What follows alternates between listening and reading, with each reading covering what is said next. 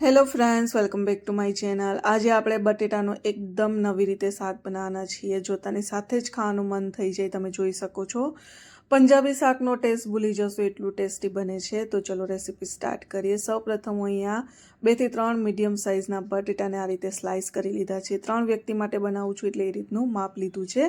બટેટાને થોડીવાર મેરિનેટ કરવા માટે રાખી દેશું। તો અહીંયા લાલ મરચાંનો પાવડર, થોડું અહીંયા આપણે સ્વાદ અનુસાર મીઠું ઉમેરી દેશું। આદુ લસણની આપણે અહીંયા પેસ્ટ ઉમેરી દેવાની છે।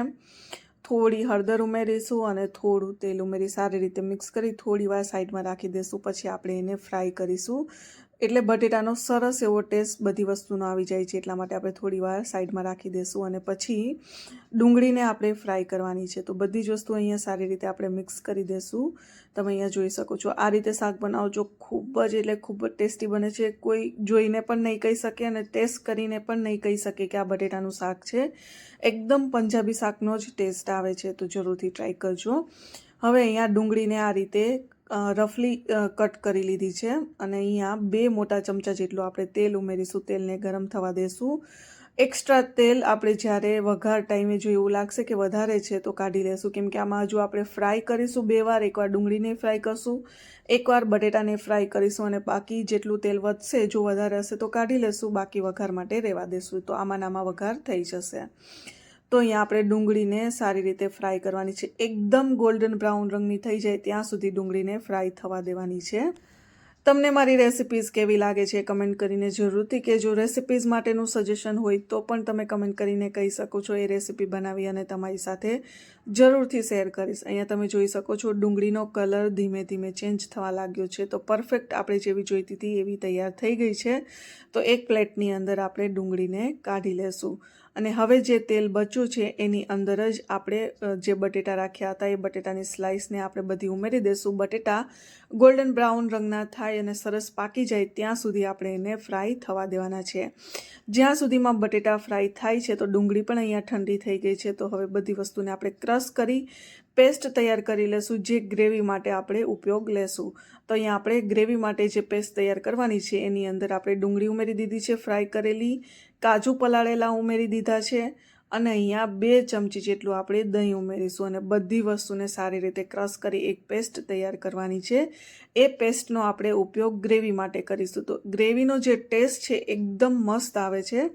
તો આ ટ્રીકથી તમે જરૂરથી એકવાર શાક બનાવજો। તો અહીંયા પેસ્ટ સરસ એવી તૈયાર થઈ ગઈ છે અને અહીંયા ધીમે ધીમે બટેટા પણ સારી રીતે આપણે ફ્રાય કરી લેશું અને પછી આપણે વઘાર માટેની તૈયારી કરી લેશું। હવે સારી રીતે આપણે બટેટાને ફ્રાય કરી લઈએ। બધી સાઈડ ગોલ્ડન બ્રાઉન રંગના થાય અને બટેટા સરસ પાકી જાય ત્યાં સુધી આપણે એને રહેવા દેવાના છે।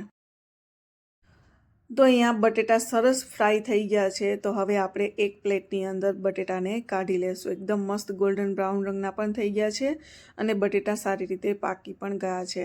હવે આપણે બીજી કઢાઈની અંદર, જો તમારે આ કઢાઈમાં વઘાર કરવો હોય તો એ જ કઢાઈની અંદર વઘાર પણ કરી શકો છો, પણ મારે જેટલું વઘાર માટે તેલ જોઈતું હતું એટલું મેં તેલ લઈ લીધું છે અને બાકીનું તેલ આપણે કાઢી લીધું છે।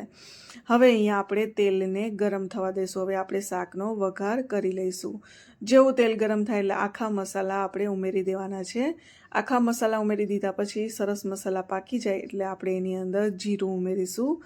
જીરુંને પણ તેલમાં સારી રીતે પાકવા દેશું। જીરું સારી રીતે પાકી જાય એટલે આપણે એની અંદર હિંગ ઉમેરી દેશું, હળદર ઉમેરી દેશું અને ટમેટા 1.5 ટમેટા જેવી મેં ટમેટાની પ્યુરી કરી લીધી હતી। તો આપણે ડાયરેક્ટ ટમેટાની પ્યુરી ઉમેરી દેવાની છે। તમે અહીંયા જોઈ શકો છો।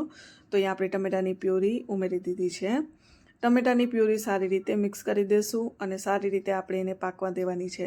સાથે આપણે આદુ અને લસણની પેસ્ટ પણ ઉમેરી દેશું એટલે ટમેટાની પ્યુરી પાકે ત્યાં સુધીમાં આદુ લસણની પેસ્ટ પણ સરસ પાકી જશે એટલે એનો જે કાચો ટેસ્ટ છે એ નીકળી જશે। તો સારી રીતે આપણે એને મિક્સ કરી લઈએ। થોડીવાર એને તેલમાં જ આપણે પાકવા દેવાની છે। હવે આપણે એની અંદર ઉમેરીશું સ્વાદ અનુસાર મીઠું।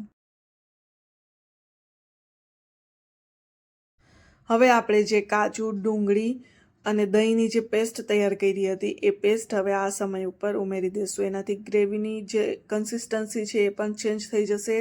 ગ્રેવીનો ટેસ્ટ પણ એટલો સરસ આવે છે। એકવાર આ રીતે જરૂરથી ટ્રાય કરજો। તો અહીંયા આપણે પેસ્ટ ઉમેરી દઈશું અને સારી રીતે મિક્સ કરી લેવાની છે।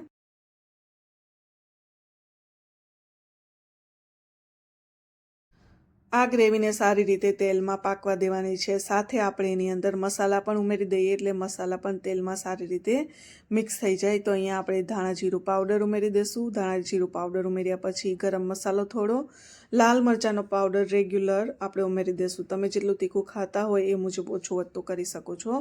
હવે મસાલાને તેલમાં એટલે કે ગ્રેવી સાથે સારી રીતે મિક્સ કરી દઈએ એટલે મસાલા તેલમાં સારી રીતે મિક્સ થઈ જાય.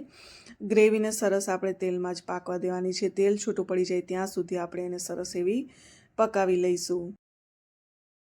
ગ્રેવી માટે જે પેસ્ટ આપણે તૈયાર કરી હતી એમાં જે વાસણ હતું એની અંદર પણ પાણી ઉમેરી અને આપણે એને મિક્સ કરી દઈએ અને સારી રીતે ગ્રેવીને મિક્સ કરી લેવાની છે.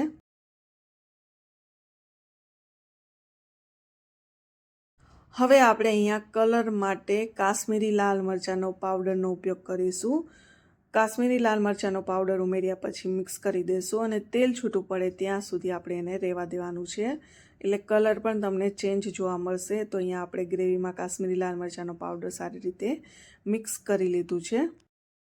તમને મારી રેસિપીઝ કેવી લાગે છે કમેન્ટ કરીને જરૂરથી કહેજો અને ચેનલ સબસ્ક્રાઈબ ના કરી હોય તો ચેનલને પણ સબસ્ક્રાઈબ કરી લેજો. ગ્રેવીમાંથી તેલ પણ છૂટું પડી ગયું છે. તો હવે આપણે જે બટેટા ફ્રાય કરીને રાખ્યા હતા બટેટાને ગ્રેવી સાથે સારી રીતે મિક્સ કરી દઈએ. હવે અહીંયા આપણે ગ્રેવીમાં થોડું પાણી ઉમેરીશું. પાણી ઉમેર્યા પછી સારી રીતે મિક્સ કરી દઈશું. આ રીતે એકવાર જરૂરથી શાક બનાવજો. ઘરમાં બધાને ખૂબ જ ભાવશે, બધાનું ફેવરિટ બની જશે. પંજાબી શાક તો આપણે ઘણીવાર બનાવતા હોઈએ છીએ. પંજાબી શાકનો ટેસ્ટ પણ ભૂલી જશો એટલું ટેસ્ટી આ શાક બને છે. તો એકવાર જરૂરથી ટ્રાય કરજો. સારી રીતે પાકી જશે એટલે એમાંથી તેલ પણ છૂટું પડી ગયું છે. તો અહીંયા શાક એકદમ મસ્ત બટેટાનું તૈયાર થઈ ગયું છે. લાસ્ટમાં અહીંયા આપણે થોડો એવો ગરમ મસાલો ઉમેરીશું, કસૂરી મેથી ઉમેરીશું જેનાથી શાકનો ટેસ્ટ સરસ લાગે છે. કસૂરી મેથીથી શાકનો ટેસ્ટ વધી જાય છે. તો અહીંયા કસૂરી મેથી આપણે ઉમેરી દીધી છે અને લાસ્ટમાં ગાર્નિશિંગ માટે કોથમરી ઉમેરી દઈશું. તો કેવી લાગી મારી આજની રેસિપી? જો વિડીયો ગમ્યો હોય તો વિડીયોને લાઇક કરજો, તમારા ફ્રેન્ડ્સ એન્ડ ફેમિલીમાં શેર કરજો અને ચેનલને સબસ્ક્રાઈબ જરૂરથી કરજો. હવે અહીંયા આપણે લાસ્ટમાં મલાઈ ઉમેરીશું. તો મળીએ નેક્સ્ટ વિડીયોમાં કોઈ નવી રેસિપી સાથે. ત્યાં સુધી બાય.